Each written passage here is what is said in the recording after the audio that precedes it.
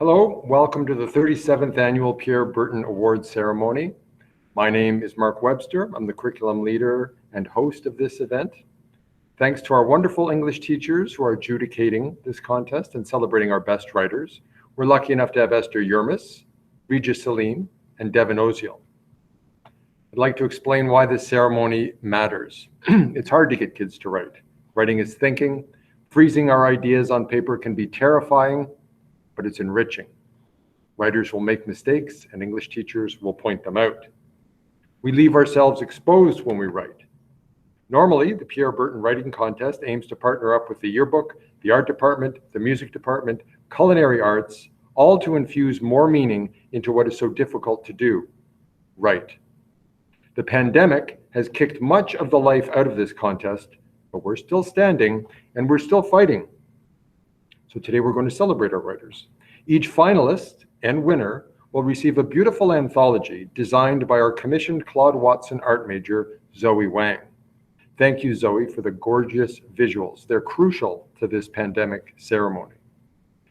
Probably when the students pick up their yearbooks or somehow at the end of the year, we'll get those anthologies into the finalists and winners' hands. This afternoon, we're going to spend some time celebrating student writing and hopefully encouraging more writing. So the format of the day, the adjudicating teacher will explain why he or she selected the finalists they did, and there'll be a short celebration of each one of those writers. We'll start with Miss Oziel, and she'll be addressing the dramatists of the year and the short story category writers as well. Thank you. Hello, everyone. I'm so excited to be here. Wish we could be in person, but I'm happy to celebrate student writing today. So I'm going to begin with the dramatic writing category. The first finalist in the dramatic writing category is In Vitro by Katya Arifin. This piece explores mature topics with a genuine perspective, even without experiencing it firsthand. What starts out as a happy day for Colin and Brenda takes a quick turn during their visit with Dr. Lee, an in vitro fertilization doctor. Immediately, we are greeted with three dynamically different characters, and each of them help establish a wonderful, quick-paced dialogue. While Colin and Brenda are forced to confront their relationship, the audience begins to question the idea of shared values and societal pressures around fertility and parenthood. With a tense dynamic between the couple, Dr. Lee provides strong comedic moments, which makes this piece all the more inviting. Well done, Katya. The second finalist in the dramatic writing category is Unmarked Graves by Zoe Belis. This piece asks one of the major questions in a strong dramatic piece: what if? In the case of Unmarked Graves, the question is, what if enemy soldiers were forced to discuss their involvement in the war with each other? Nathan, a Canadian soldier, and Friedrich, a German soldier, are forced into this situation after they have both died in battle. However, to be able to move on into the afterlife, they must come to terms with the question, who is at fault for the war? What may seem like a dark and grim piece has an excellent balance of both comedy, historical content, and addressing serious issues of blame within humanity.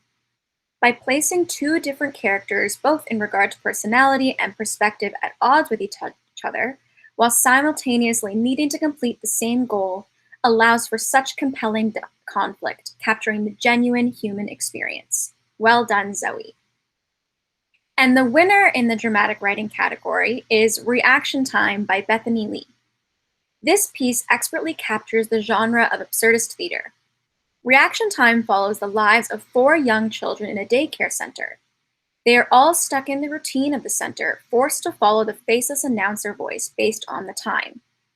This piece takes the common elements of absurdist theater of having characters stuck in a cyclical plot, but adds a unique element by giving each character their own individual dark subplot that emerges as the play progresses. Throughout the piece, audiences are immersed in an unsettling, creepy, horror-like setting, captured through sporadic laughter, confusing child behavior, and well-described stage directions. It grabs your attention and demands it from beginning to end. The play's dialogue is both absurdist, yet still easy to follow through its repetitive nature, and each character has a unique voice. The piece is insightful exploration of the need of identity, and as well as the human nature of hyper-focusing on our individual problems. Fantastic work, Bethany. The first finalist in the senior division for short stories is Nothing Either Good or Bad by Evan Kim. This story explores the philosophical question of the trolley problem through a unique perspective. The main character, an escaped military man, William, must decide between rescuing his son or rescuing a group of strangers from a possible terrorist attack. As the story progresses, there are a number of reveals that allow the audience to guess which choice he will make. On top of this, there is a constant reminder of the time for both William and the readers, which increases the pressure of his decision. The story ends with a shock and leaves the reader on edge of their seat, wondering what happens next. Well done, Evan. The second finalist in the senior division for short stories is The Entries by Zoe Wang. This is a heartfelt piece of writing that explores the relationship between a granddaughter and her grandfather with Alzheimer's disease. The story explores both the progression of Alzheimer's disease as well as the understanding of the granddaughter through their relationship. The granddaughter, Zoe, pushes past the struggles of communication through a beautiful diary collaboration. The writing is immersive in capturing the experience of the memories themselves as well as the joy of recording them. Capturing the human experience, Zoe is then met with the challenge that many of us face, life getting in the way, and is forced to then sideline her project. We feel Zoe's own heartbreak as she begins to get busier and her grandfather's condition worsens. What makes this piece so compelling is Zoe's courage and determination to continue the diary, for both their own memories together and the need to document his incredible life, which will live forever in these entries. Well done, Zoe. And the winner for the senior division in the short story category is The Forest by Catherine Scott. With the first-person narration, the reader is instantly immersed into the world of the story. Through vivid, descriptive language, this piece has a clear mood that begins dark and grim, but then expertly transitions to being hopeful and uplifting. Every word and phrase serves to further emphasize the desired mood. The descriptive language invites us to truly experience the forest alongside the narrator by connecting to multiple different senses, including internal sensations with each crafted image. The point of view of the piece is excellent as we transition to the more uplifting mood, signaling to the reader that hope and love is much more powerful than hatred. This is further emphasized through the repetition of both the word and idea of togetherness, and our need as human beings to be able to come together and fight for what is good in the world. The story does a fantastic job of building up from beginning to end, making for a fantastic reading experience. Fantastic job, Catherine. And thank you to all the writers for sharing their wonderful work this year. Thank you, Ms. Oziel. That was great. Next, Ms. Yermis will celebrate our essayists of the year.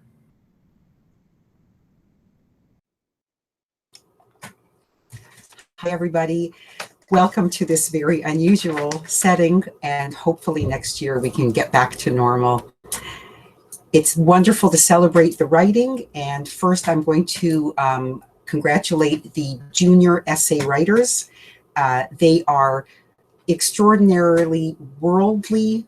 They are mature. Each one of them includes literary analysis and psychology. The winning entry for the junior essays is The Insanity of War and Loss of Identity by Selena Lee. She starts off with compelling questions. If war is universally recognized as an atrocity, why is it that some people enjoy it? How much humanity must a person relinquish to become an effective soldier? These dilemmas confounded us during World War I, the setting for 3 Day Road, and continue to perplex us. Selena probes Boyden's perspectives and cites his insights in Xavier, who assuages his guilt by equating hunting with sleeping. She then examines Elijah's predisposition to violence and insanity and reminds us of the traumas he endured in the residential school, another horrifically topical reference. Selena's observations remind us to be compassionate, even as we recognize the lasting emotional and psychological effects of war, whether that ordeal happened 100 years ago or in our time. Congratulations, Selena. The second winning entry is The Influence of Trauma on One's Existential Purpose by Meenakshi Pillai. It is a stellar example of the maturity and intellect of our students here at Oral Hague. This essay examines psychological trauma in the context of enduring existential questions that plague humanity. Meenakshi concludes by reminding us of the correlation of trauma and the understanding of one's purpose as an existential being, an observation that is remarkably insightful and sophisticated. In The Desire for Recognition and Validation in 3-Day Road, Caitlin Hu, our third winner, first composes a sensitive depiction of Elijah. She paints a picture of a stubborn and aggressive character who craves validation. She then offers a contrast in the portrayal of Zayd, whose, quote, abundant self-esteem results in his achievement of balancing self-validation and recognition, end quote. Caitlin intersperses a variety of resources and to bolster her argument, including Maslow's hierarchy of needs in her analysis of the two main characters. The senior essay writers were equally extraordinary. Our first winning entry is Maggie Guo's character analysis, Craig's father. Maggie offers some entertaining snippets of Margaret Atwood's artistry. Maggie presents to us Atwood's linguistic nimbleness. She acknowledges that, quote, Atwood does not physically describe Craig's father. Instead, he is defined by his moral beliefs, end quote. All this compels us to see humanity, even in Craig, whom Maggie describes as being reframed from mainly rational and detached to sympathetic. Craig's moral ambiguity is the crux of this analysis, and Maggie uplifts us with the promise of humanity's ultimate redemption. Our second entry is in Abraham Lincoln in Margaret Atwood's Oryx and Craig. Okay. In this entry, Julie Sieg explains how Atwood explores the flaws of humanity through Lincoln and the Quakers. She highlights Atwood's humor, notably her use of irony, to drive home her belief that imperfection is what defines humanity. Julie makes calculated choices in her excerpts from the novel and dissects them with grace and with her own brand of humor. This entry was particularly refreshing. Thank you, Julie. And our third winning entry was also particularly interesting. While the first two examined a work of literature, our third entry is an informal essay by Zoe Bilas. And in this work, Zoe shares with us her struggle to reconcile society's expectations of girls and boys with her inherent recognition that those expectations are specious. It was an English teacher's dream to read that a student was transformed irrevocably by a work of literature. Zoe has taken Hinton's The Outsiders to her heart and has given us a powerful statement about personal identity and friendship. All these entries are indicative of the breadth and insight that is rarely seen among high school students, and I congratulate all of you. Thanks. Thank you, Ms. Hermes, for your generous praise. I'll take over for the informal writing. Informal writing is the sort of the Isle of Misfit Toys. It might be an essay, it might be a rant, it might be a short story, but it just doesn't quite fit into the other categories. We'll start with the junior, and the finalist Hope in 1984 by Catherine Lai. Catherine compares the restrictive societies in George Orwell's 1984 and our contemporary pandemic world. Hers is a plea against despair by celebrating the smallest triumphs when the world is busy oppressing the general population. Catherine's diction is rich and her effort is noble. Congratulations, Catherine. Our second junior finalist is by Stephen Lowe. It's titled Why It's So Hard to Sue Google. Thank you. Using the documentary film The Social Dilemma as his substantiation, Stephen explains how social media giants are duplicitous in their language, and how as a result, the general population buys into their mythology. It's good to read about teenagers' skepticism around that which they are so consumed by. So Stephen, keep fighting the good fight, says the teacher recording this on Google Meet. Great work. The junior winner is Nancy Chen. Hers is titled, It's Complicated, You Know. It's a cautionary tale of the diluted potency of the English language. She connects two texts, George Orwell's 1984 to Netflix, The Social Dilemma, applying their warnings to her own Gen Z slang. I know sometimes the Gen Zers prefer Gen Z, but I'm a little more old school. Okay, boomer. Gen Z slang. Her conclusion is a playful concession that she has a solution. She simply does not have the words to convey it. I love that. Great stuff. Now, we'll move on to the seniors. Our senior finalist, Janet Gu, her personal essay celebrates the heightened connection she has made to music through her perseverance and devotion. In contrast to social media's big promises and vapid payback, diligent music studies have paid off for Janet, and the rewards have been profound. Her flourish at the end of the piece brings the idea home. While other people may have moved on from music, I'm happy to have stayed behind. Excellent writing, Janet. The second finalist is Nada Salim. Hers are We Are All Storytellers. Nada knows her audience. In a cash-starved English department where students will often thoroughly read their books, Nada's first sentence had me.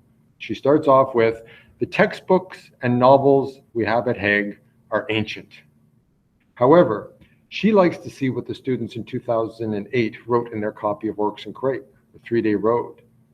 The media triangle's three sides are the author, the text, and the reader, but Nada makes a square out of them by including what other students have written or commented on the pages of the text.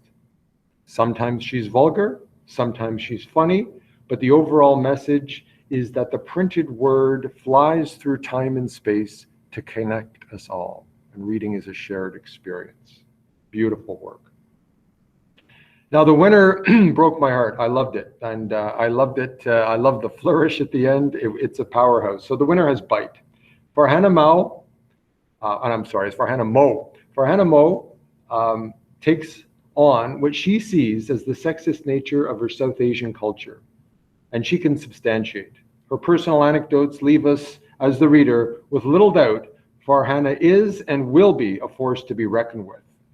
The word brave is thrown around wildly at this point in the 21st century, often to the point of having lost its former meaning. Farhana is way beyond brave. She's driven, she's resolved, and she's smart. Future is hers. If you don't believe me, read her essay and whisper the last sentence. That's great work, Farhana. Congratulations. Now, Rija Salim will take over for poetry and junior short stories. Miss Salim. Hello. First and foremost, I just want to say a big congratulations to all of the student writers. This is my first year adjudicating for Pierre Berton, and it's been amazing to read the work from students of all ages, of all grades at Earl Hague. And I do want to say that the bar has definitely been raised by the talent and the insight that the English students at Earl Hague offered this year from the contest. So I have the pleasure of discussing the winners in our poetry category, and I'm going to be starting off with our juniors. I'll speak of the two finalists and then move on to the winner at the end. So our first finalist is Maggie Zhang, and her poem, A Bridge Between Us, is a gorgeous piece discussing loss, separation, and just the harrowing experience of growing distant to someone that you once held near. Through descriptions such as melodious waves of laughter or groaning silence, Maggie expertly employs sound imagery. However, the marker of her poem is this repeated phrase, there is a bridge between us. And Maggie so ironically reinforces this idea of separation with the bridge, a symbol of connection. In doing so, she not only creates the imagery of a bridge connecting two people at a distance from one another, but also compels the readers to cross their own metaphoric bridge and connect themselves back to the past memories of people that they have once lost. Great job, Maggie. It was a beautiful poem. Our second finalist really harps on the idea of poetry as a condensed language, one where every word counts. And this idea is so delicately demonstrated in Amber Stuffer's poem, A Witch's Grave. This is a gritty piece that expertly uses the first person point of view, and it captures this perspective of our main character, who is a witch. Through skillful line breaks and emphasis on pacing, Amber was able to create this experience where the reader truly feels for the witch itself, the accused. There's this heavy mood that is enveloping this piece, but even amidst all the bleakness, Amber was able to offer the readers a small glimmer of hope at the end. The poem could be described as dark, but I think more accurately, it should be described as black magic. Beautiful work, Amber. And then finally, we have our winner for the junior category, Origami by Ellie Pang. Ellie so powerfully deconstructs the idea of origami as an extended metaphor for life. Her descriptions of crisp creases and crinkled crumples offer a pleasant sound to the ear and to the imagination, but the beauty in Ellie's poem lies in the thoughtful message that's being constructed in her words. Ellie reminds readers like us that life is like a piece of origami paper. We may not be able to modify its size, but we do get to control what happens to the paper itself. Her poem is a delicate reminder of the beauty that we can construct our own destiny in taking ownership and responsibility. All of that lies within us, the origami paper, to do so. Exceptional work, Ellie. Moving on to our senior category, we have our finalist, Adrienne Parham, whose poem, A Siren's Call, captures the smoky experience of giving into our temptations. Through powerful rhythm and rhyme structures, Adrienne explores the line between self-destruction and self-soothing. He captures the struggle of slipping into addiction. The theme of this year's Pierre Berton writing contest was inhumanity, and Adrienne does this theme justice by illustrating the humanity of losing yourself, even if it's to inhumane acts. Great job, Adrienne. Our second finalist is Julie, who provides a raw and harrowing commentary on the ever-looming presence of technology in our daily lives.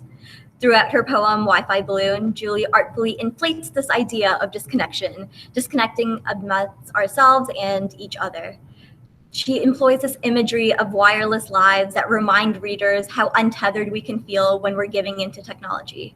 And in doing so, Julie really highlights the absence of humanity, or rather the absence of interacting with humanity, as a form of inhumanity itself. Great contribution, Julie. And without further ado, we have our winner for our seniors, which is Jai Yu, who examines what happens when we really allow violence to take over ourselves. In his poem, Snow Shoveling, he offers an artful depth and eerie description, settling the reader into an uncomfortable atmosphere. His poem builds a convincing character voice, and it presents a moral dilemma on what vengeance means.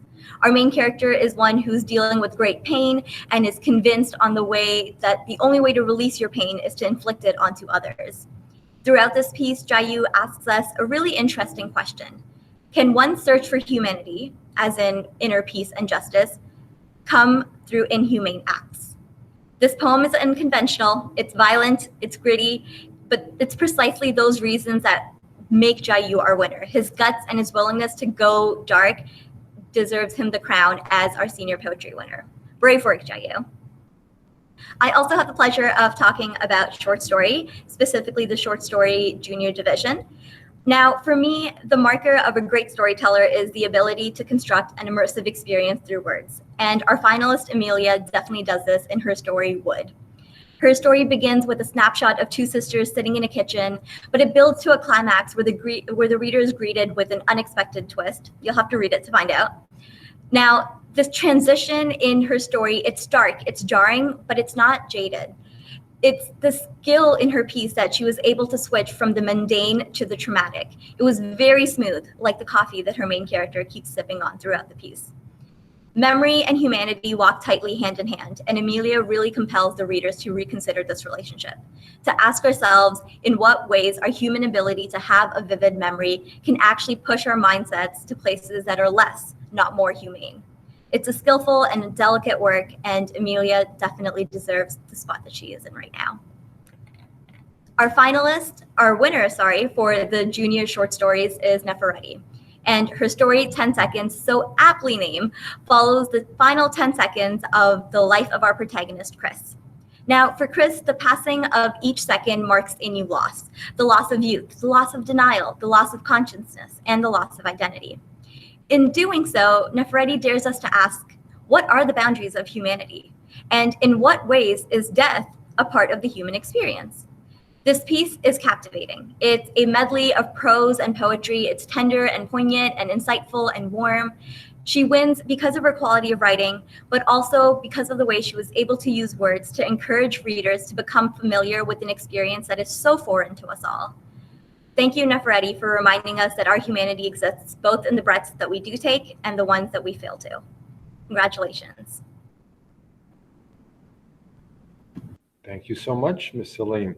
It's one of the things I love about this ceremony is hearing Esther Yermis speak. She's so eloquent and charming, and this year it was fantastic to have that augmented by our wonderful millennial teachers. We tease each other about our demographics that we find ourselves in, but your devotion and love of the students shines through, and Ms. Yermis and I have shared a love of the Earl Haig students for many years, maybe decades, and we love the place, and it's great to see your celebratory ways shine through, and we can certainly see your devotion to the students as well. So thank you so much, all three of you. Now I get the honor of announcing who the Writers of the Year are. We'll start with the junior category. Normally we have an outside adjudicator assigned to this task because it's a tough one, and we're tough, but it's nice to blame someone else. But this year, we just couldn't bring ourselves to invite someone to a Zoom meeting or a Google Meet meeting. And normally we like to have the music and the food and the big celebration. So we came to a consensus, and it wasn't easy. So for our Junior Writer of the Year, it's Selena Lee for her Insanity of War and Loss of Identity in 3 Day Road. Congratulations, Selena. And our Senior Writer of the Year, who's only in grade 11, is Catherine Scott for her short story, The Forest. So great work, kids. Thank you, adjudicators, and hopefully we'll see you all again next year. Thank you.